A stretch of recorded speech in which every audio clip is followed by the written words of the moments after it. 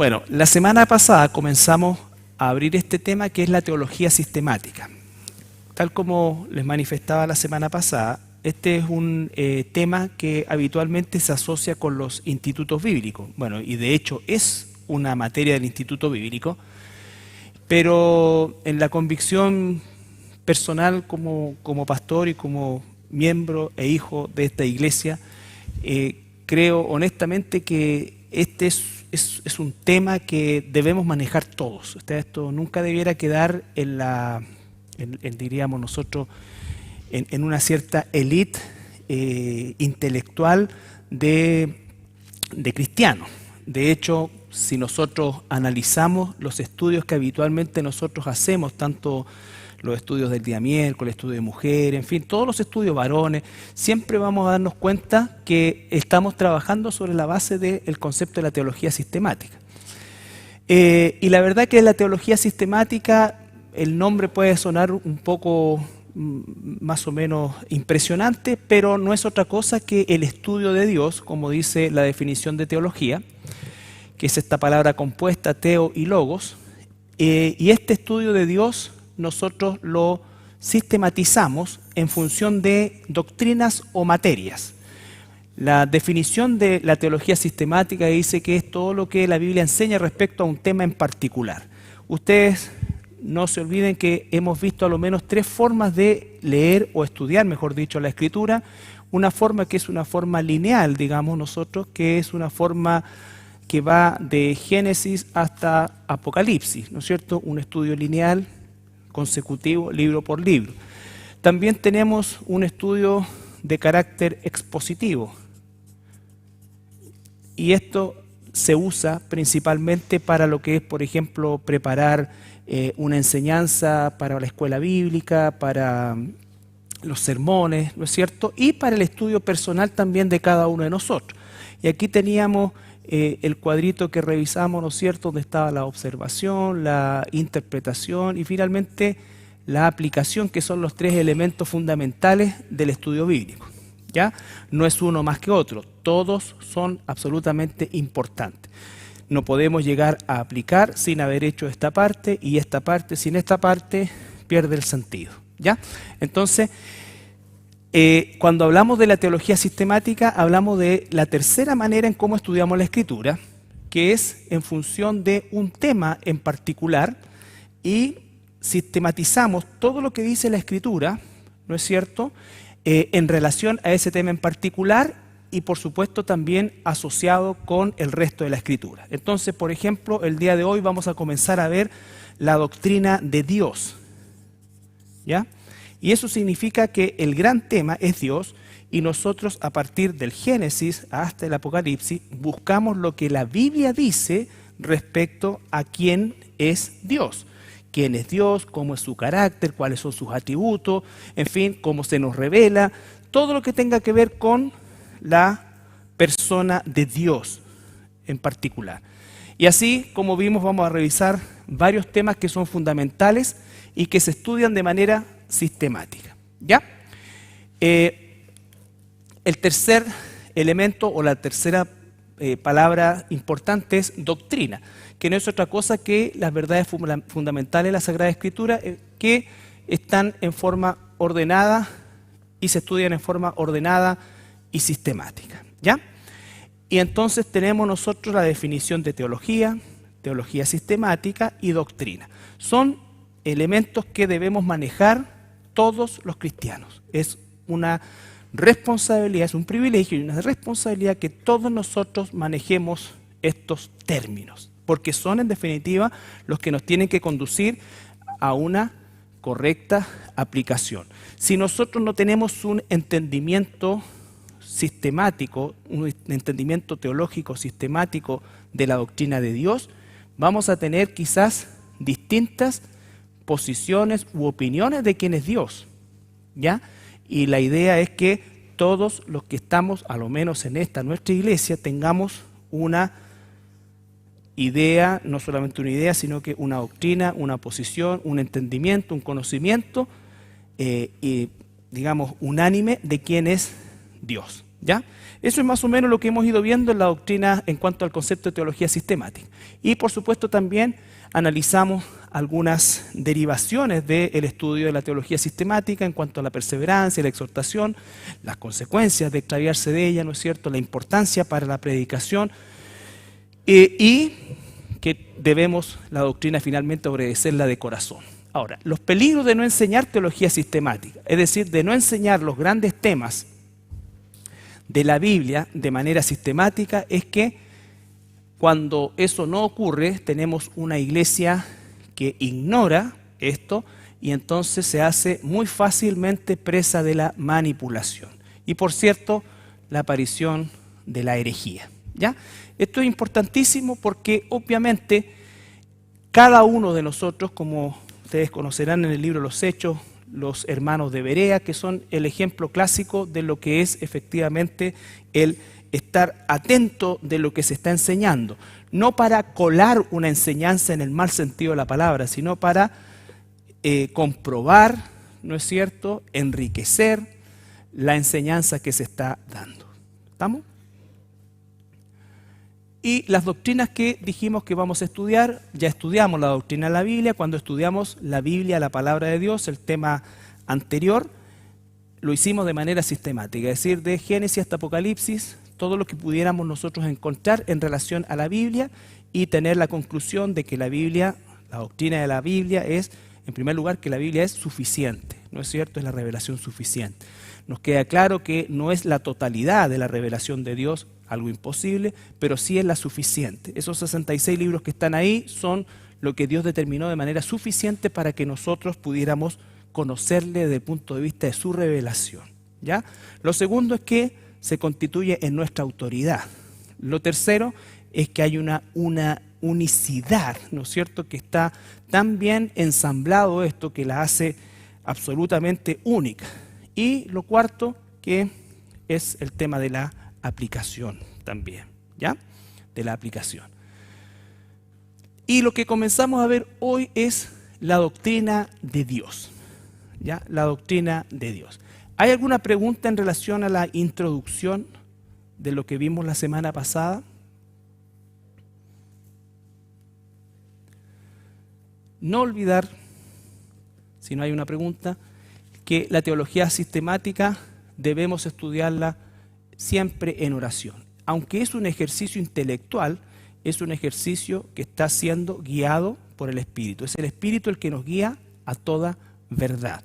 Por cierto que el Espíritu va a usar nuestro intelecto que nos ha dado Dios, pero la dirección es espiritual. Ambas cosas no se pueden separar. Cuando alguien dice, no, yo esto es solamente espiritual, no, porque está todo junto, siempre, siempre. Cuando soy intelectual, soy espiritual. Ya cuando estoy aprendiendo intelectualmente y espiritualmente. Y cuando estoy aplicando, también. También debemos estudiar la teología sistemática siempre, siempre con humildad. Santiago 1:13, recuerden, dice, ¿no es cierto?, el que se cree sabio y entendido tiene que demostrarlo por su buena conducta, ¿no es cierto?, y también por una actitud de humildad. ¿Ya? Nunca nosotros crecemos en doctrina, en conocimiento, en enseñanza, para hacer un mal uso de eso, ¿vale? Es decir, para apabullar a alguien o para ridiculizar a alguien, para humillar a alguien o para sentirnos superior a alguien. ¿Ya? Tampoco nos transformamos en unos ignorantes porque asociamos ignorancia con humildad. No. Si no sabemos las cosas, tenemos que aprender. Pero las aprendemos con un propósito, una visión totalmente distinta. Y por supuesto debemos razonar sistemáticamente. Vale decir que cuando a veces aparecen versículos que parecieran tener un cierto grado de contradicción, uno tiene que recurrir a todo lo que dice la Escritura, ¿no es cierto?, y entender que si ese versículo aparentemente no encaja con el resto, hay un propósito en eso y tenemos que tener en este sentido mucho cuidado. Recuerden ustedes, por ejemplo, con las palabras todo, ¿no es cierto? Dios quiere que todos sean salvos, ¿no es cierto? Ese todo, alguien puede decir, ¿viste? Si Dios quiere que todos se salven, ¿no es cierto? ¿Cómo yo logro ensamblar esto con la elección de Dios, con la soberanía de Dios, porque está claro que la misma Escritura me dice que no todos se salvan, ¿no es cierto? Estamos claros con eso, no todos se salvan. Ahora, si no todos se salvan y Dios quiere que todos se salven, entonces Dios está fallando, porque Él quiere algo que no ocurre. ¿Estamos? Entonces no puedo entrar en esa contradicción y decir, no, porque hay una contradicción, no. Entonces tengo que entender en qué contexto es esta palabra todo, o la palabra, por ejemplo, mundo. De tal manera amó Dios al mundo que envió a su Hijo. ¿Viste? Dios quiere que todo el mundo se salve. Pregunta, ¿la Biblia enseña que todos se salvan? No. ¿No es cierto? De hecho, dice que el camino de los que se salvan es más estrecho que el que se pierden, que los que se pierden. Por lo tanto, no podemos nosotros pensar que hay una contradicción, sino que tengo que entender esto, y ahí es cuando pienso sistemáticamente, no infantilmente o inmaduramente decir, ¿viste? Dice todo. Efectivamente dice todo, pero tengo que entenderlo en relación a ese contexto. ¿Se entiende esto? ¿Ya? Eso es pensar de manera sistemática. Y debemos estudiar la teología sistemática siempre para ayudar a otros. El mandato en la Escritura es, ¿no es cierto?, ir, hacer discípulos, bautizarlos y enseñarles todo lo que yo les he enseñado. Fíjense, ahí hay un todo. ¿Qué es lo que sigue a continuación? Lo que yo les he enseñado. ¿Ya? Entonces el propósito fundamental de un cristiano es enseñar todo lo que Dios nos ha enseñado a nosotros. ¿Estamos? Y por supuesto, al igual que lo que hemos analizado anteriormente, debemos estudiar teología sistemática para aplicarlo a nuestra vida. ¿Recuerdan esa máxima que dice que no encontramos nosotros utilidad en una teología sin aplicación? El propósito de toda la teología es la aplicación, finalmente. Pero no podemos aplicar sin teología. ¿Ya? No podemos aplicar sin teología, porque la pregunta es entonces, ¿qué vamos a aplicar? Tenemos que saber qué vamos a aplicar. Tenemos que saber, conocer el pensamiento de Dios, la dirección de Dios, los propósitos de Dios, las prioridades de Dios. Todo eso es parte del proceso de conocimiento. ¿Alguna pregunta en relación a la teología sistemática en su parte introductoria?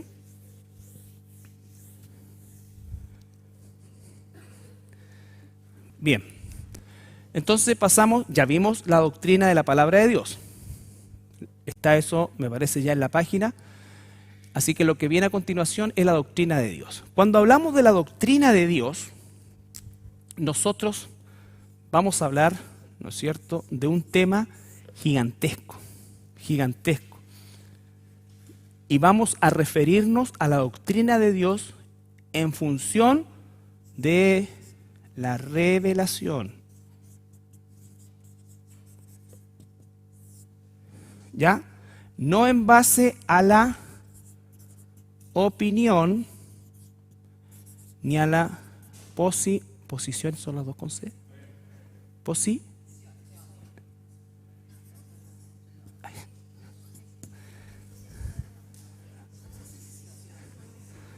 Bueno, posición. ¿Ya? Sí. Normalmente cuando nosotros preguntamos a una persona acerca de la existencia de Dios o, entre comillas, de su relación con Dios, y no estoy hablando en el plano cristiano, estoy hablando en el plano general, normalmente nosotros vamos a tener opinión de quién es Dios para mí o lo que yo pienso y una posición, que puede ser, yo creo que Dios existe, pero es así. ¿Ya? Entonces, no, lo hacemos desde el punto de vista de la revelación. Pero antes de ir a esa revelación, pues sí, ahí sí. Antes de ir a esa revelación, nosotros tenemos que saber que la existencia de Dios, ¿no es cierto?, es el punto de partida para estudiar a Dios. Porque el que se acerca a Dios, dice Hebreo, tiene que creer que hay. Si no, no hay estudio.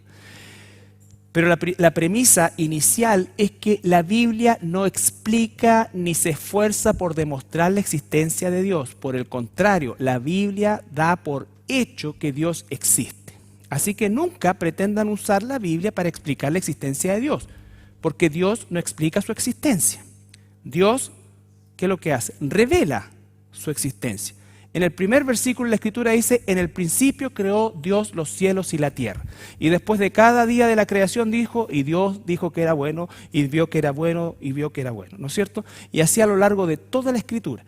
Cuando Dios le da los 10 mandamientos a Moisés, ¿no es cierto? Él dice, yo soy Dios, no tendrás dioses ajenos, no esto, no dice, no le cuenta cómo él, mira, yo en la eternidad resulta que pasó esto y así me formé, no. ¿Ya? Entonces, cuando nosotros veamos las posiciones de las personas en relación a Dios, entre esas el ateísmo, nosotros no pretendamos explicarle a un ateo la existencia de Dios, no caigan en esa trampa. Cuando un ateo le dice, a ver, pero explícame, ¿cómo Dios, de que Dios existe? Tú tienes que decirle, explícame tú que Dios no existe, porque yo no tengo problemas con su existencia. El problema es tuyo. Ahora, si tú me explicas en qué te basas para decir que no existe, esos argumentos de dónde vienen, qué peso tienen. Pero aún así, un ateo no se va a convertir porque llega a la conclusión de que Dios existe. Porque el que las personas crean que Dios existe no los salva. Finalmente nosotros somos salvos porque ese Dios que sí existe, Él nos salvó, nos sacó, nos liberó, nos iluminó. ¿Ya? Entonces, la Biblia no explica eso. Desde el Génesis, como vimos, 1:1, cuando Dios se revela a Moisés en el Éxodo 3:14, recuerda. Moisés le pregunta, bueno, ¿y quién eres tú? La respuesta de Dios es,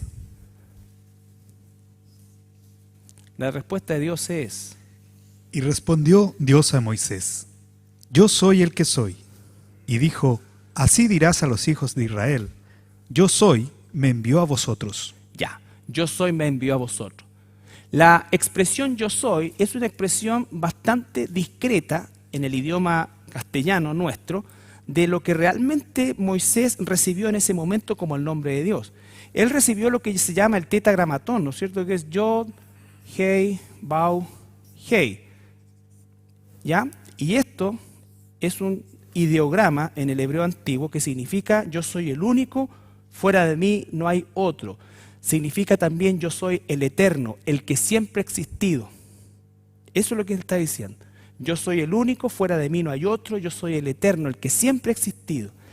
E incluso una cosa que es maravillosa, en el ideograma, el yod significa clavo, el hei significa mirar, el bau significa madero y el hei significa mirar.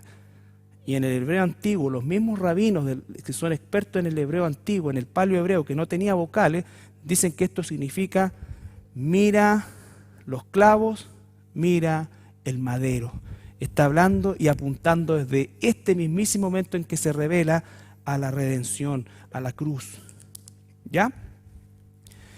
Entonces, yo soy el que soy, el que siempre ha existido. Fuera de mí no hay otro. Entonces, Dios no está explicando su existencia. Dios está afirmando su existencia. ¿Ya? Eso es lo primero. Sin embargo, nosotros incluso podemos hacer uso de evidencias. Ustedes cuando busquen quizás evidencias desde el punto de vista de la teología sistemática, van a encontrarse con muchas más, diríamos nosotros, puntos acerca de estas evidencias, pero recuerden que la idea de esto es siempre hacer un resumen de lo que realmente es importante que nos quede a nosotros en relación a todo lo que se pueda escribir. Y se dividen en evidencias indirectas o directas. Aquí estamos hablando de no cristianos todavía, porque todas estas que son indirectas cuando somos cristianos pasan a ser directas. ¿Ya? Lo primero es el argumento existencial natural, o sea, hay evidencias indirectas que debieran ser suficientes para que ningún ser humano negara la existencia de Dios, de un Dios o de algo superior. ¿Ya?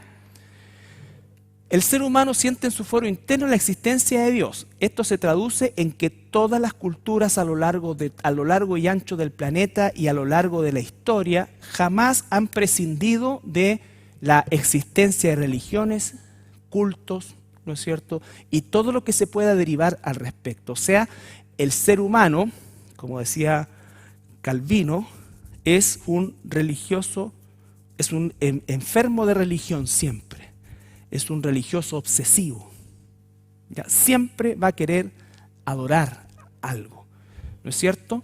Y entonces eso hace que cada ser humano en su fuero interno reconozca que hay un Dios. ¿Ya? Cuando un ser humano se declara ateo, normalmente lo hace por experiencias negativas que ha tenido con alguno de estos movimientos, ya sea religioso, lo que sea, ¿ya? O porque encuentra que las cosas son muy injustas, en fin. Pero normalmente el ateo se hace, nadie nace ateo, todos nacen creyentes. Y como decía alguien por ahí, ¿no es cierto?, que no hay ateo en las trincheras. Entonces, siempre hay que encomendarse a alguien, siempre hay algo, siempre. El ser humano, por más que trate de intelectualizar o darle un rasgo intelectual a eso y hacer la separación entre conocimiento y fe, se va a dar cuenta que nunca jamás va a prescindir de eso. Y ese hombre que puede ser sumamente ateo, en algún momento creyó en algo. ¿Ya? Creyó en algo que concibió como Dios.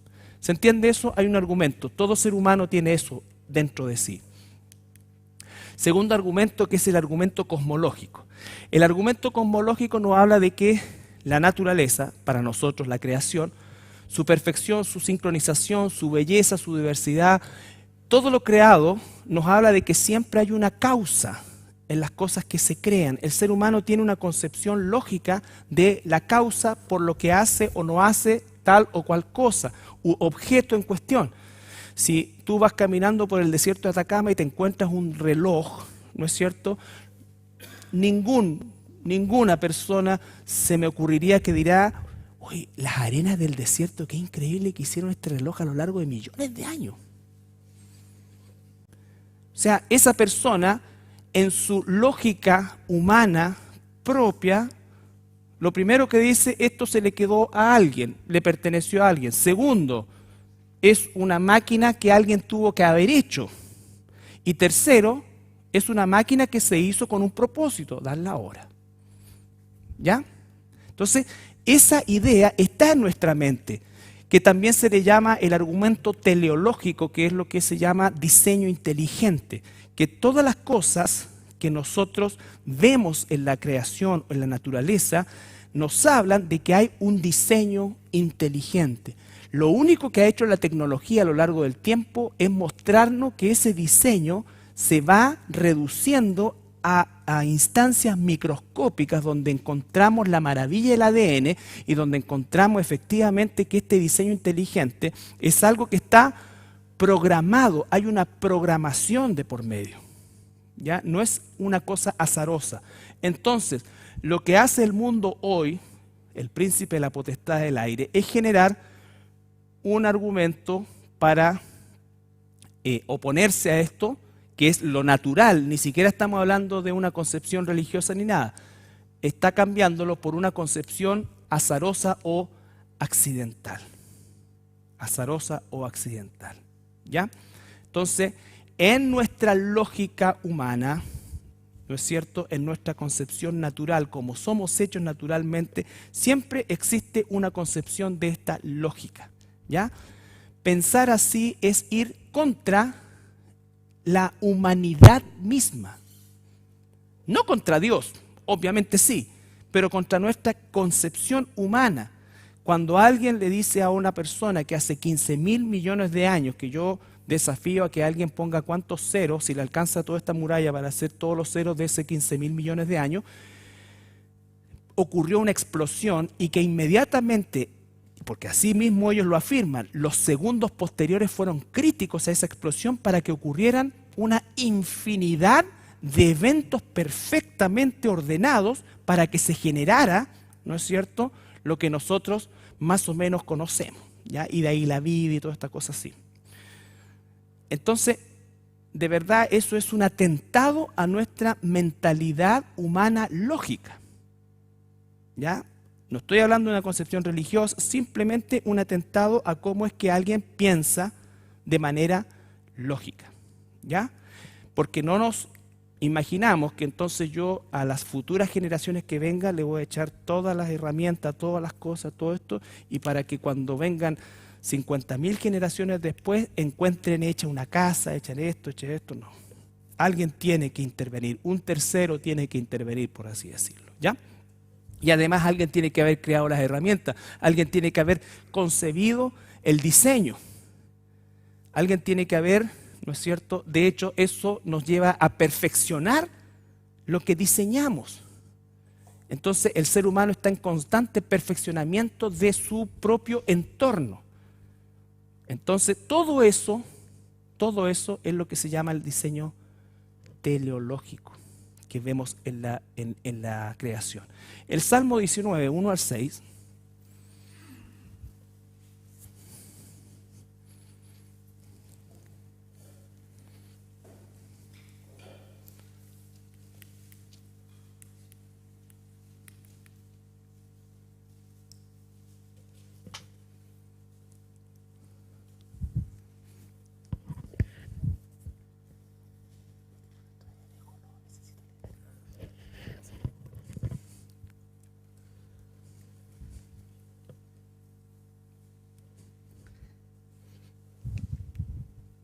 Los cielos cuentan la gloria de Dios, y el firmamento anuncia la obra de sus manos.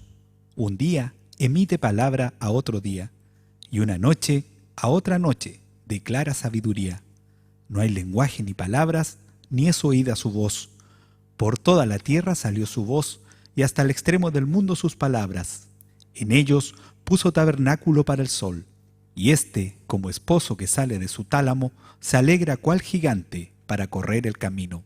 De un extremo de los cielos es su salida, y su curso hasta el término de ellos, y nada hay que se esconda de su calor. bueno, ahí lo que está diciendo es los cielos cuentan la gloria de Dios, el firmamento, en fin, vale decir que cualquier ser humano que observa su entorno natural no puede negar la existencia de Dios o de un creador, ¿ya? O de un creador. Entonces, la concepción actual es el hecho de que todo ha sido accidental. Entonces, si todo ha sido accidental, no hay en definitiva un propósito o una causa en cuestión más que la casualidad, y nosotros somos una especie de accidente cósmico, que esa es la verdad de las cosas, ¿ya? Romanos 1:20.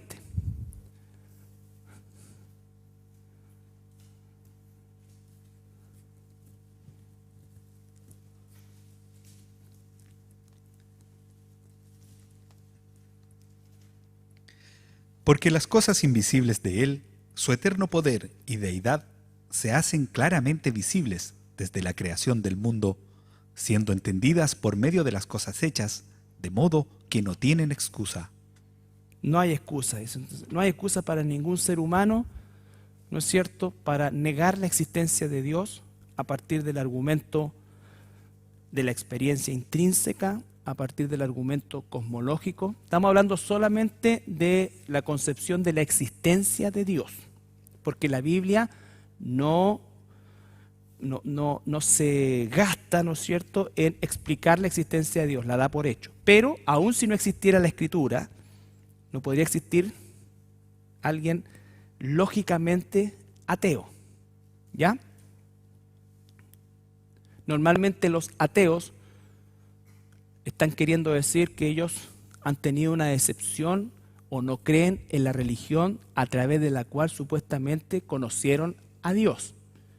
Y en esta parte del mundo, normalmente en un 90% es la religión católica romana, ¿ya? Ahora, el tercer argumento es el argumento moral o axiológico. Axiológico significa que es el axioma que existe entre algo que se espera, ¿no es cierto?, de otra persona, entendiendo que estamos hablando, no sé, pues yo le presto a mi hermano Jonathan el plumón y axiológicamente entiendo que él me lo va a devolver. Porque si no me lo devuelve, está... Ahora, pregunta, ¿de dónde viene eso?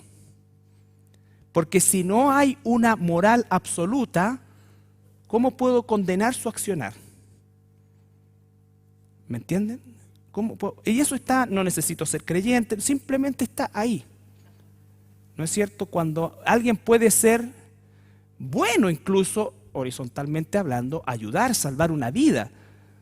Entonces, todas esas cosas están incorporadas dentro de nosotros. Cada ser humano tiene en su fuero interno, en su mente. Recuerde que la concepción judaica era, cuando habla de corazón, está hablando de la totalidad del ser, no la concepción griega que lo separaba.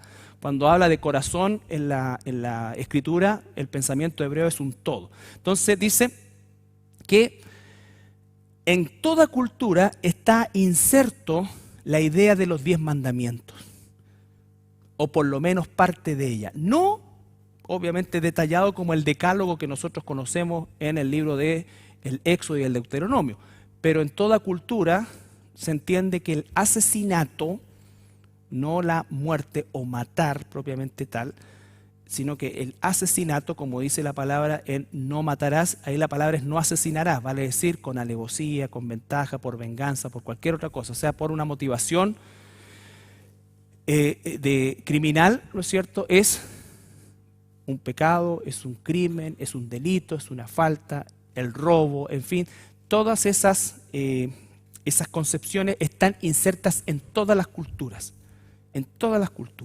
¿ya? Y entonces ese argumento moral, ¿no es cierto?, habla de que nosotros tenemos un conocimiento innato de el bien y el mal, ¿ya? Eso en términos absolutos.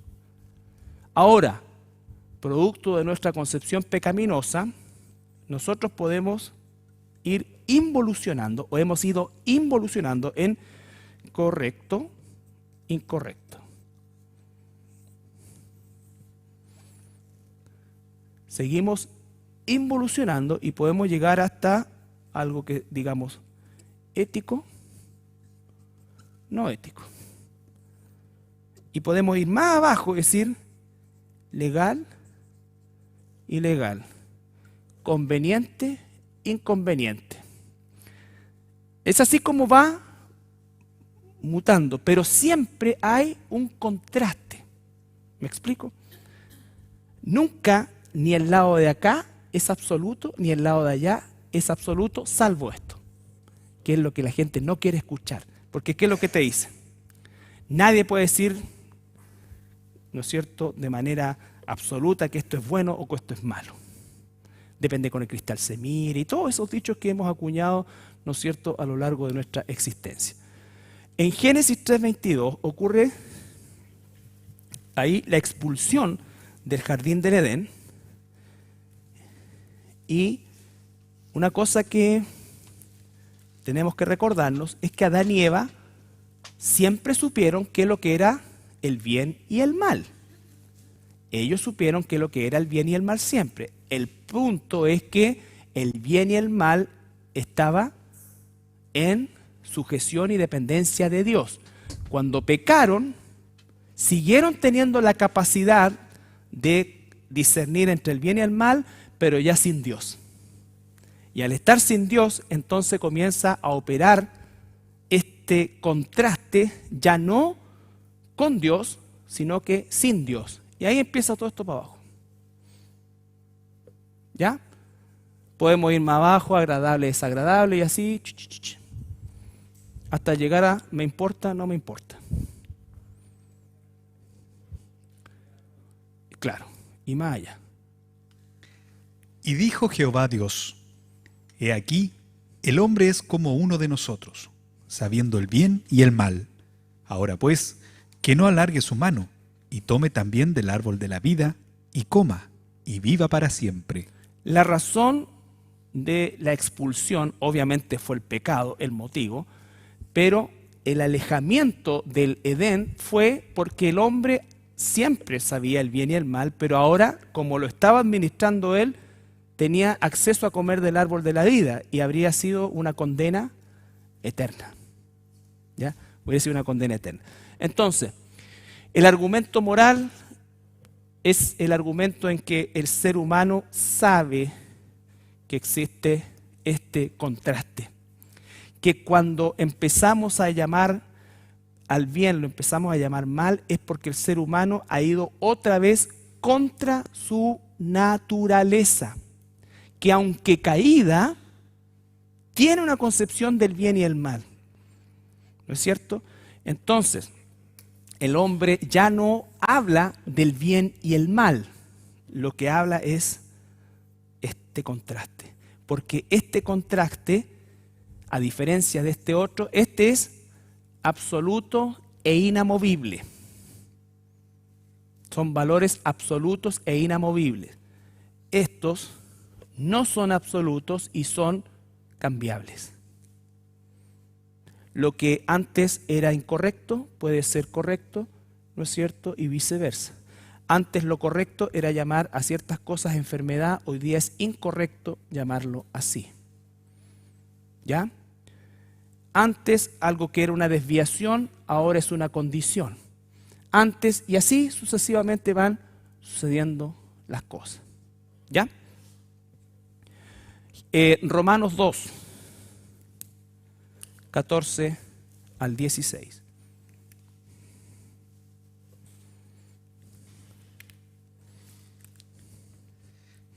Porque cuando los gentiles que no tienen ley hacen por naturaleza lo que es de la ley, estos, aunque no tengan ley, son ley para sí mismos, mostrando la obra de la ley escrita en sus corazones, dando testimonio su conciencia y acusándoles o defendiéndoles sus razonamientos. En el día en que Dios juzgará por Jesucristo los secretos de los hombres conforme a mi evangelio.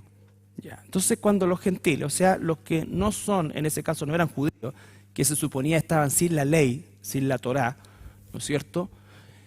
Ellos igual hacían el bien. Entonces eso lo que revela es que todo ser humano tiene esta ley moral en su ser, en su ADN, en su condición como ser humano propiamente tal.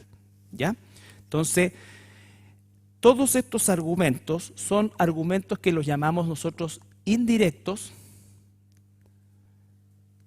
sea el argumento existencial en nuestro fuero interno de la existencia de Dios, el argumento cosmológico por lo que vemos, por el ordenamiento, por la lógica, ¿no es cierto?, por el argumento teleológico, por el concepto de causa de la existencia de algo o de la creación de algo, ¿no es cierto? Voy a hacer una casa para, voy a hacer un techo para. Siempre hay un diseño, nadie hace cosas por hacer nomás, ¿no es cierto?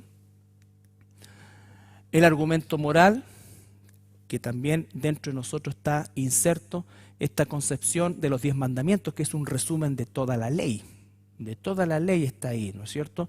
Entonces, esa base moral está en nosotros, pero obviamente al no ser Dios quien rija este concepto de bien y mal, ha ido mutando en el tiempo en función de correcto, incorrecto y en fin. ¿Ya? A veces legal o ilegal. ¿Alguna pregunta ahí? Bien. Para nosotros los cristianos, esta pregunta puede resultar súper fácil de contestar. Pero recuerden que la idea de poder conocer esto es entender a quién tenemos al frente que no tiene a Dios. Alguien que piensa de una manera como pensábamos quizás nosotros. Alguien que está en una condición sin Dios y que tiene esta posición. Y nosotros no debemos tratar de convencerlo de la existencia de Dios, porque finalmente lo que nosotros tenemos que predicar es el Evangelio. Nosotros no debemos desesperarnos por cómo es que la gente actúa, debemos esperar que la gente actúe como actúe sin Dios. ¿Ya? Es como cuando las personas nos estresamos por los gobiernos o por lo que vendrá o por lo que sucederá. Recuerden ustedes el sueño de Nabucodonosor. Le mostró Dios a Nabucodonosor todos los reinos de la tierra, reinos poderosos, ¿no es cierto? Y recuerdan que esa estatua es derribada por una piedra pequeña, que es la figura de Cristo. Y dice que Dios coloca reyes y saca reyes. Y el propósito de los hijos de Dios en la época que nos toque vivir, independiente de quien exista en los gobiernos, en lo que sea, es vivir para la gloria de Dios, con todo lo que eso ha significado en el tiempo. ¿Ya? Vivir para la gloria de Dios es vivir honrando a Dios con nuestro carácter, con nuestra forma de trabajar, con nuestra forma de ser, con nuestra forma de relacionarnos, con todo lo que en definitiva Dios quiere que brillemos en medio de una generación maligna y perversa y prediquemos el Evangelio. Eso es. ¿Ya? Recuerden, el príncipe de la potestad del aire es el que tiene control sobre el planeta. Cuando hicimos una pequeña, un coloquio sobre el aborto, porque no daba para charla, yo mostré un video de una presentación de un médico sumamente, un médico que cree en Dios, pero no es un cristiano, él es un teísta nomás. Pero él, por ejemplo, entrega todos los argumentos científicos, lógicos, con su experiencia, con una claridad increíble. ¿Y qué fue lo que dijo el Senado y la Cámara de Diputados? Se presentó una comisión de psiquiatras, también, ¿no es cierto?, donde mostraron los estudios de los Estados Unidos y de todos los países donde el aborto lleva décadas, de cómo es que el daño, ¿no es cierto?, que se produce esto versus la adopción, una serie de cosas, cómo es que lo peor que podía hacer la mujer era abortar por ella. ¿Me entiende? Entonces, eso va a suceder, es la ceguera del mundo. No significa que nos cruzamos de brazos, pero las cosas no van a cambiar. Ahora, de cuanto dependa de nosotros, tú tienes que estar preparado, preparada para, cuando te toque a ti, hacer valer tu posición como hijo e hija de Dios. No sacamos nada con ni encadenarnos al Senado, ni arrendar un bus, ¿no es cierto? No, ¿ya? No es ese método, no lo habría hecho Jesús. No que no nos importe, por supuesto que nos importa, pero cada uno de ustedes tiene hoy día una formación espiritual, doctrinal, lo suficientemente firme para oponerse como un hijo, una hija de Dios, cuando se vea enfrentado a una situación que vaya reñida con la voluntad de Dios. ¿Ya? Bien, las evidencias directas. Obviamente la Biblia, la revelación suficiente de Dios, ¿no es cierto? Juan 20, 30 al 31.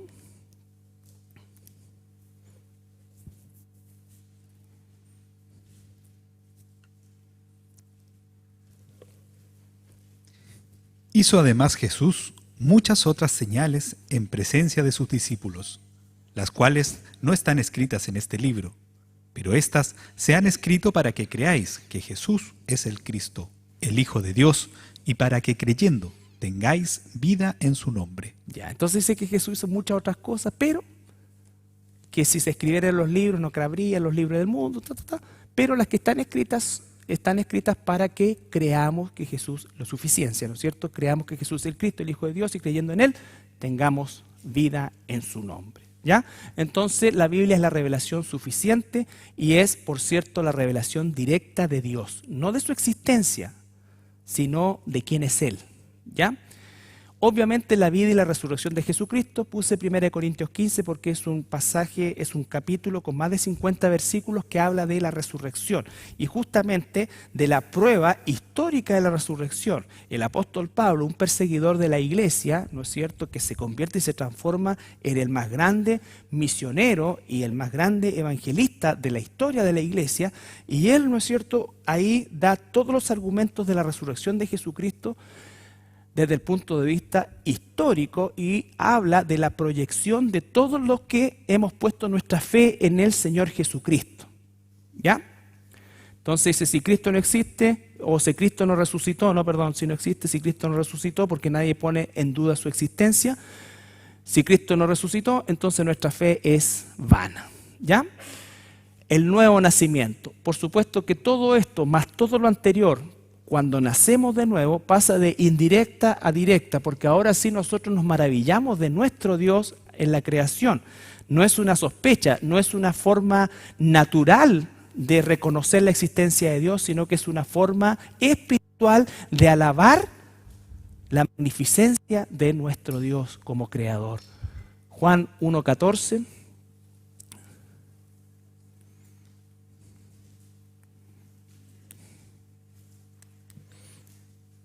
Y aquel Verbo fue hecho carne, y habitó entre nosotros, y vimos su gloria, gloria como del unigénito del Padre, lleno de gracia y de verdad.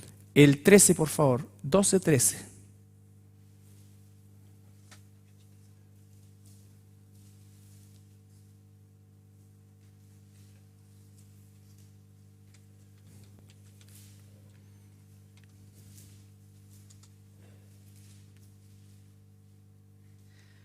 Mas a todos los que le recibieron, a los que creen en su nombre, les dio potestad de ser hechos hijos de Dios, los cuales no son engendrados de sangre, ni de voluntad de carne, ni de voluntad de varón, sino de Dios.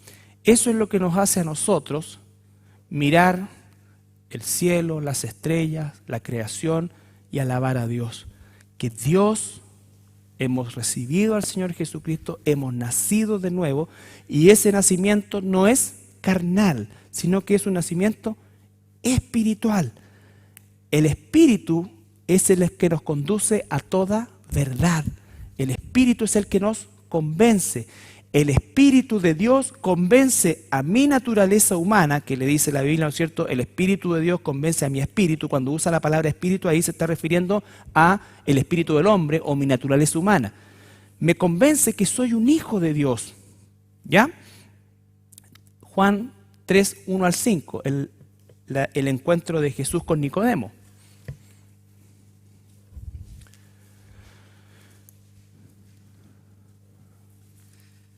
Había un hombre de los fariseos que se llamaba Nicodemo, un principal entre los judíos. Este vino a Jesús de noche y le dijo: Rabí, sabemos que has venido de Dios como maestro, porque nadie puede hacer estas señales que tú haces si no está Dios con él. Respondió Jesús y le dijo: de cierto te digo, que el que no naciere de nuevo no puede ver el reino de Dios. Nicodemo le dijo: ¿cómo puede un hombre nacer siendo viejo? ¿Puede acaso entrar por segunda vez en el vientre de su madre y nacer? Respondió Jesús: de cierto te digo, que el que no naciere de agua y del Espíritu no puede entrar en el reino de Dios. ¿Ya? Entonces, la respuesta de Jesús es: si tú no naces de nuevo, nunca vas a ver el reino de Dios. Nosotros hoy día vemos el reino de Dios, ¿no es cierto? Vemos el reino de Dios, porque el reino de Dios no es solamente el reino venidero, por cierto que lo es, pero el reino de Dios ya lo estamos viendo y viviendo nosotros. Cuando Jesús dijo, el reino de los cielos se ha acercado, se estaba refiriendo a que Él es el reino de los cielos y se estaba acercando a la gente. Hoy día Cristo vive en nosotros, por lo tanto el reino de Dios se acerca a la gente por medio de nosotros. Nosotros ya estamos viviendo el concepto del reino de Dios desde el punto de vista de que Cristo ha hecho tabernáculo, dice, en nosotros. ¿Ya? Pero eso es imposible sin el nuevo nacimiento. Nosotros creemos en Dios y nos parece increíble que alguien crea en la evolución, o que alguien crea en esto, o que alguien no crea en Dios, o que alguien no crea en la Biblia, pero no debe sorprendernos. Ni menos nosotros entrar en una disputa necia con alguien que no tiene el Espíritu Santo. Nosotros, ¿a quién vamos a convencer? A un muerto. Es como que estuviéramos en un sepulcro, ¿no es cierto?, tratando de convencer al cadáver que está metido en el sepulcro, ¿no es cierto?, de que Colo-Colo es el mejor equipo de Chile, cuando es Deportes Antofagasta. Sí, te la doy. Está muerto. Es una ridiculez. Bueno, con un muerto espiritual es lo mismo. Tú le dices, oye, pero la Biblia, la palabra de Dios, oye, mira, te voy a poner todos estos ejemplos. Mira, Job dijo la redondez de la tierra, esto, el ciclo del agua. Y te va a decir, nada más. Quizás encuentre algo de lógica.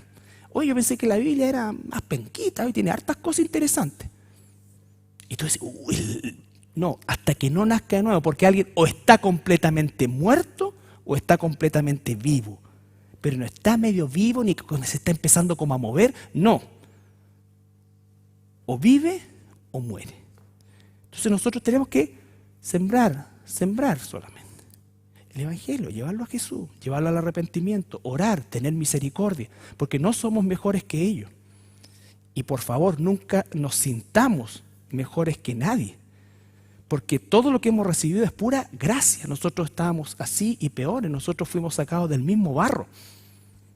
Del mismo barro hizo Dios vasos de honra e hizo otros de deshonra, y bendito sea el Señor que nos hizo vasos de honra, para su honra, no mi honra.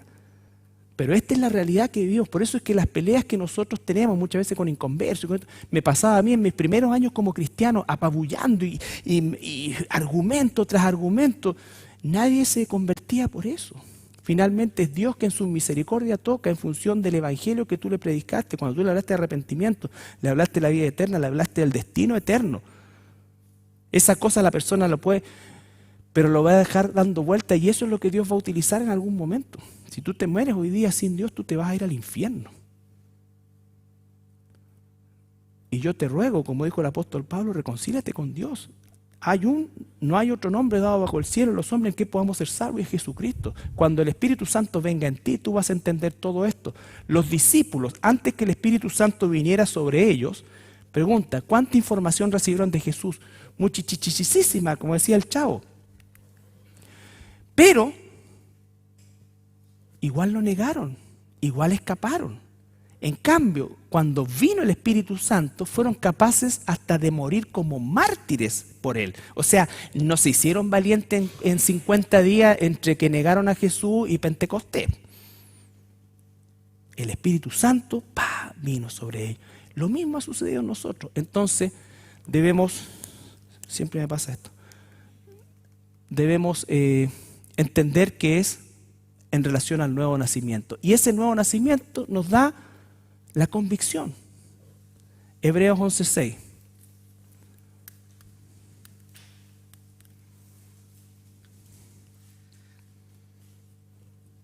Pero sin fe es imposible agradar a Dios, porque es necesario que el que se acerca a Dios crea que le hay y que es galardonador de los que le buscan. Ahí hay otro elemento, es una fe salvífica. No, si yo creo en Dios y me acerco, no. El que cree en Dios, y ahí ya está específicamente hablando de la fe salvífica, porque dice, se acerca y sabe que es galardonador Dios de quienes le buscan. Ese es el Dios verdadero. Y Romanos 8:16.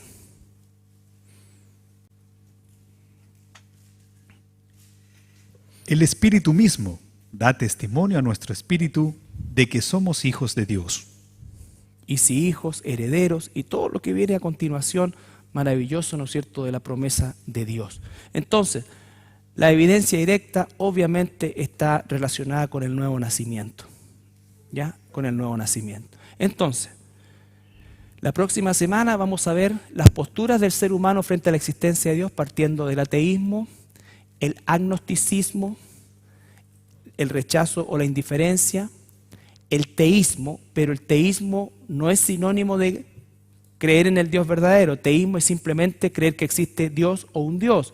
Existe el politeísmo, el panteísmo, el deísmo y el monoteísmo. Y aún dentro del monoteísmo tenemos el judaísmo, el islam, y si abrimos el cristianismo o las raíces o las religiones con influencia cristiana, vamos a tener un tremendo listado, hasta llegar a lo que por gracia de Dios somos nosotros, que somos cristianos bíblicos ortodoxos, si lo quieres ver como definición. Nosotros somos cristianos bíblicos ortodoxos, solamente la Biblia, la ortodoxia de la Biblia. Por eso es que Puede que muchos evangélicos sean cristianos, pero no todos los evangélicos son cristianos. No por el solo hecho de ser evangélico es automáticamente cristiano. Tiene que ser porque el mundo evangélico es una inmensa religión también, donde no hay necesariamente una ortodoxia bíblica. ¿Ok? Ese es el punto. ¿Alguna pregunta de las evidencias de la existencia de Dios? Esto lo vamos a ver la próxima semana. Recuerden el argumento existencial, el argumento cosmológico, el argumento moral y las evidencias directas, todas ellas relacionadas con el nuevo nacimiento o con el nacimiento espiritual. ¿Ya? Por eso orar mucho por las personas que nos rodean y que no conocen al Señor. No entrar en el terreno donde empezamos a argumentar y cuando encontramos y nos sentimos frustrados, comenzamos nosotros a subir el tono de la discusión y empezamos, ¿no es cierto?, con las descalificaciones y entramos al terreno que Satanás empieza a reírse a carcajadas porque comenzamos a perder el testimonio y comenzamos nosotros a entrar en una discusión absolutamente vana porque estamos hablando a un sepulcro espiritual. ¿Ya? Es una persona viva en la carne, pero es un sepulcro espiritual. Hay que orar, hay que, como dice, ¿no es cierto?, la palabra, hay que compartir lo que hay que compartir, orar, ¿no es cierto?, y tener siempre misericordia de ellos. Bien, ¿alguna pregunta?